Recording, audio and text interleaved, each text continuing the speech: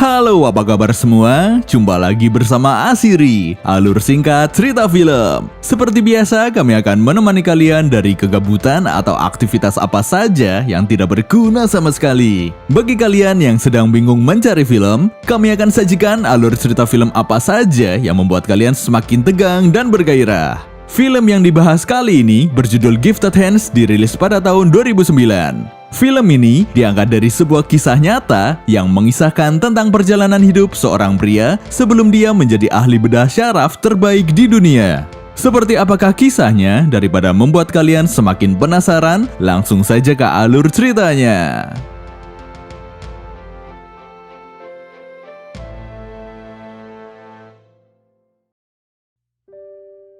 Diperlihatkan seorang dokter ahli bedah syaraf yang terkenal pada tahun 1987, ia bernama Benjamin Carson atau Ben. Suatu hari, Ben dihadapi dengan masalah di mana ia diminta untuk menangani kasus anak kembar Siam yang menempel di kepala. Di negara Jerman pada tahun ini belum ada dokter yang menangani kasus tersebut dan resiko yang terjadi adalah kematian apabila mereka dipisahkan. Kemudian Ben memutuskan pergi ke Jerman untuk memeriksa kondisinya dan bertemu dengan Peter dan Augusta Raj yang merupakan orang tua dari anak kembar itu. Saat melihat kondisi anak tersebut, Ben merasa sangat iba, begitu juga dengan August yang hampir bunuh diri saat mengetahui kondisi anaknya, akan tetapi ia mengurungkan niatnya karena menyadari bahwa dirinya akan membunuh dua nyawa lainnya. Mereka memohon kepada Ben untuk tidak memilih salah satu di antara mereka. Mendengar hal itu, kemudian Ben menjelaskan resiko yang akan terjadi dan memutuskan bahwa ia tidak bisa mengambil resiko dengan melakukan operasi itu. Akan tetapi, pada malam harinya, Ben memikirkan tentang keputusannya dan dengan segala pertimbangan, akhirnya Ben memilih untuk melakukan operasi tersebut. Setelah itu, Ben mulai mencari tahu untuk menangani kasus tersebut dan meyakinkan dirinya bahwa ia dapat melakukan hal ini. Kejadian ini mengingatkan pada masa lalunya saat tengah duduk di bangku sekolah dasar atau SD. Di dalam kelasnya, Ben merupakan siswa yang paling bodoh dan selalu mendapatkan perilaku bullying oleh teman-temannya, dan ia pun membalas dengan memukul salah satu temannya hingga terluka. Mendengar hal itu, ibunya selalu memberikan support kepada Ben dan mengatakan bahwa ia bukan anak yang bodoh, ia juga dapat menggunakan kepintarannya itu dan Tuhan pasti menginginkan hal itu. Malam harinya, Ben meminta bantuan kepada ibunya untuk menyelesaikan PR, namun ternyata ibunya tidak bisa membaca dengan alasan bahwa ia membutuhkan kacamata yang baru. Ibunya tidak menginginkan anak-anaknya mengetahui hal ini. Kemudian ia juga mengetahui bahwa Ben tidak dapat mengeja kata dengan jelas karena membutuhkan kacamata dan ia pun langsung membelikannya. Dengan bantuan kacamatanya itu, nilai Ben secara perlahan mulai meningkat. Mendengar hal itu, ibunya merasa sangat senang dan menyuruh Ben untuk menggunakan semua imajinasinya dalam menghadapi setiap persoalan karena dunia berada di dalam otaknya. Hal itu terbukti saat Ben sedang melakukan ibadah di gereja. Ia mampu menggunakan imajinasinya menjadi seorang dokter saat mendengarkan pastor, kemudian ia menginginkan untuk menjadi seorang dokter seperti pada cerita tersebut. Mendengar hal itu, ibunya selalu mendukung apa yang anaknya inginkan. Suatu hari, ibunya mengunjungi psikiater karena ia mempunyai sisi gelap yang tak bisa dikendalikan, yaitu pada masa lalu, ibu Ben merupakan anak yatim piatu yang tinggal di sebuah panti asuhan. Pada usia 13 tahun, ia menikah dan merasa bahwa itu merupakan tiket keluar bagi dirinya dari panti asuhan, akan tetapi 5 tahun yang lalu, ia mengetahui bahwa suaminya mempunyai anak dari istri lain sehingga membuat hidupnya hancur. Hebatnya, ia tetap bertahan dengan suaminya demi anak-anaknya yang membutuhkan seorang figur ayah, namun sang ayah ternyata terlibat dengan narkoba sehingga ia harus berpisah dan mendapatkan rumah kemudian disewakan sebagai tambahan uang. Sekarang, ia hanya bisa bekerja sebagai pembantu rumah tangga karena ia merasa bodoh tidak bisa membaca dan mempunyai ketakutan bahwa anak-anaknya akan menjadi seperti dirinya. Karena hal itu, ia berpikir untuk bunuh diri. Ia tidak sanggup untuk membayar tagihan pengobatan, namun psikiater tersebut malah membantu ibu Ben untuk mengobati dirinya dengan mencarikan pekerjaan. Malam harinya, ia meminta izin kepada anak-anaknya untuk pergi dari rumah selama 1 minggu dengan alasan ia akan pergi ke Boston. Kemudian ia menitipkan anak-anaknya kepada Suster Scott dan memberikan tugas kepada anak-anak untuk mempelajari perkalian selama ia pergi, namun mereka menolak karena menganggap bahwa materi tersebut sangat susah, lalu ibunya menyuruh mereka untuk bekerja keras karena bekerja keras tidak menyakiti siapapun. Keesokan harinya, ibunya pergi dari rumah untuk menjalani pengobatan psikiater. Setelah 1 minggu, ia kembali ke rumah dan mendapatkan Ben yang sangat senang karena mendapatkan nilai A untuk materi perkalian. Selain itu, ibunya juga mendapatkan pekerjaan sebagai pembantu rumah tangga di rumah Profesor Brackett. Di sana ia melihat banyak buku dan memulai untuk belajar membaca. Setelah melihat banyak buku di rumah Profesor Brackett, ia menyuruh anak-anaknya untuk pergi ke perpustakaan dan memilih 2 buku untuk setiap harinya. Lalu di setiap akhir minggu, mereka menyerahkan laporan tertulis buku yang sudah terbaca kepada ibunya. Mau tidak mau, mereka harus pergi ke perpustakaan dan mulai membaca buku.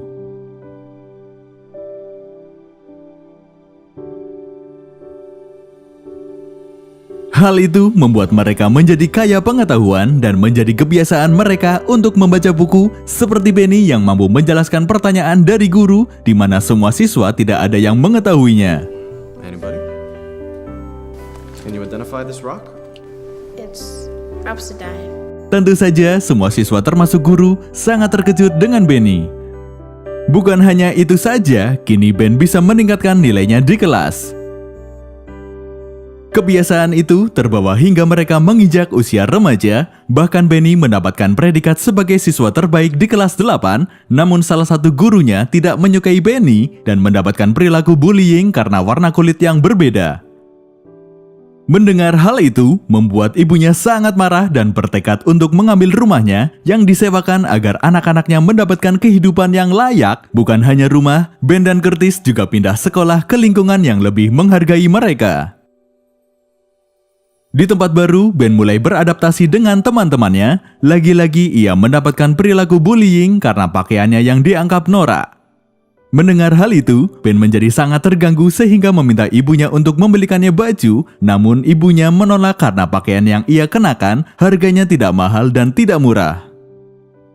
Mendengar hal itu, Ben menjadi sangat marah kepada ibunya. Karena terus memikirkan Ben, akhirnya ibunya membelikan baju untuknya dengan sisa uang yang ia miliki.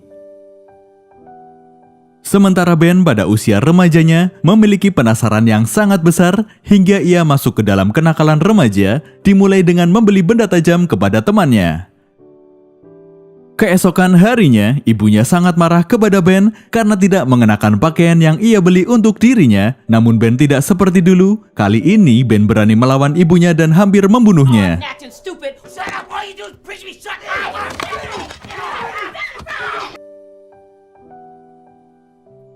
Kenakalan remaja pada usianya membuat Ben menjadi lebih temperamental dan tidak dapat menguasai dirinya sendiri.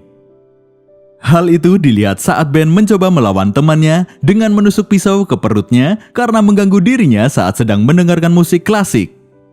Namun untungnya temannya mempunyai pelindung sehingga ia tidak terluka. Melihat hal itu, Ben menjadi sangat ketakutan dan bersembunyi di rumahnya. Pada tahun 1969, Ben berhasil mendapatkan beasiswa di Universitas Yale, di mana kampus tersebut merupakan kampus bergengsi dan memasuki jurusan kedokteran sebagai ahli bedah. Di sana, Ben juga menemukan kekasih hati yang selalu mendukung dan membantu dirinya dalam setiap proses. Kekasih Ben juga membantunya untuk menghadapi ujian yang menentukan kelanjutan beasiswanya itu. Keesokan harinya, Ben berhasil mendapatkan nilai terbaik di kelasnya dan memperoleh gelar sebagai ahli bedah syaraf, kemudian berjanji akan menikahi kekasihnya itu yang selalu menemani dirinya. Pada tahun 1976, Ben berhasil memasuki Johns Hopkins Hospital, di mana pada rumah sakit tersebut hanya menerima 2 murid setahun untuk menjadi residen bedah syaraf. Sebagai dokter ahli bedah syaraf, bahwa ia percaya semua orang mampu untuk melakukan keajaiban dengan otaknya, dan ia percaya bahwa semua orang diberkati dengan talenta yang menakjubkan dengan menggunakan otaknya. Alasan itulah yang membuat Ben dapat bergabung dengan rumah sakit tersebut.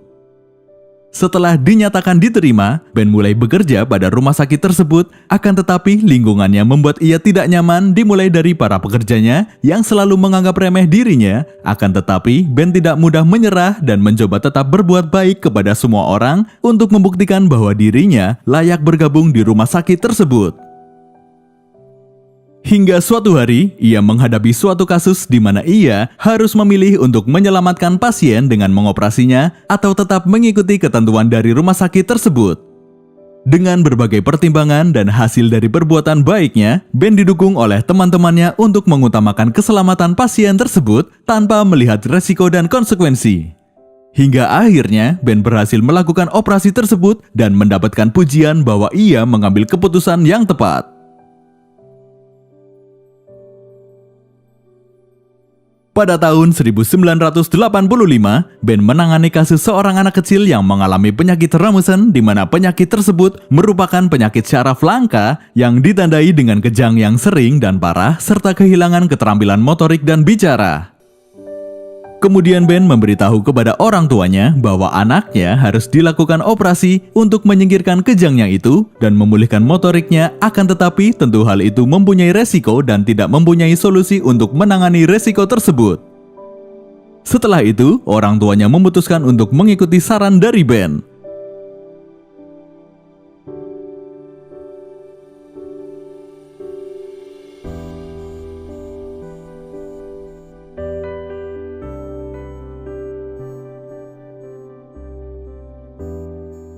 Karena berkat keyakinannya itu, Ben berhasil melakukan operasi dan menghilangkan kejang serta dapat mengembalikan respon anak tersebut. Mommy, Daddy. Hal itulah membuat Ben menjadi terkenal di kalangan dokter ahli bedah syaraf pada tahun tersebut. Pada malam hari, istri Ben yang sedang hamil mengalami keguguran. Ben merasa sangat terpukul dan menyalahkan dirinya sendiri, namun istrinya tetap menguatkan Ben dan menyuruhnya untuk tetap bertugas karena istrinya berpikir bahwa pasiennya lebih membutuhkan dirinya. Di rumah sepulang kerja, Ben kembali merasa terpukul saat melihat istrinya keguguran dan melihat anak-anaknya tertidur. Ia merasa bahwa ia harus membantu untuk menyelamatkan anak kembar tersebut. Bahkan ibunya juga selalu mendukung Ben dan percaya bahwa ia mempunyai seluruh dunia di otaknya. Mendengar hal itu, Ben menjadi percaya diri untuk melakukan operasi pemisahan anak kembar siam. Di rumah sakit, semua orang menyiapkan peralatan operasi dan memikirkan bagaimana membuat 50 orang muat di satu ruangan operasi. Kemudian setiap tim harus berlatih untuk mengembangkan skenario untuk kemungkinan terburuk yang mungkin terjadi. Keesokan harinya, bayi kembar siam tersebut tiba di Amerika untuk melakukan operasi dengan Dr. Ben dan memberitahu bagaimana operasi tersebut akan dijalankan dan resiko yang kemungkinan terjadi. Tak lupa, dokter juga menyuruh Agus dan Peter untuk terus berdoa. Pada tanggal 5 September 1987, Dr. Ben menjalankan operasi pemisahan anak kembar siam dan tentu hal itu membuat semua orang menjadi tegang.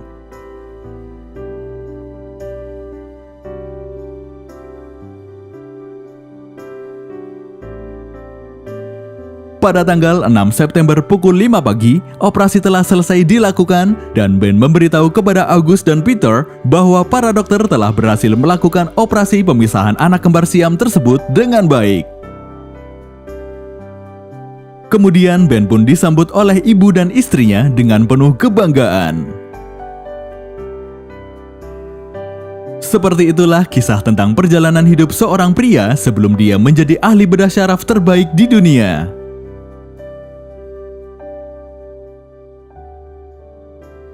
Membisu ketika dicaci, menuli ketika diprovokasi. Disinilah titik kesabaran sedang diuji, sampai terbentuknya jati diri. Teguhkan hati dan tetap percaya diri. Buktikan jika hinaan dan caci maki akan merubah mimpi menjadi kesuksesan abadi. Terima kasih dan sampai jumpa di alur cerita selanjutnya.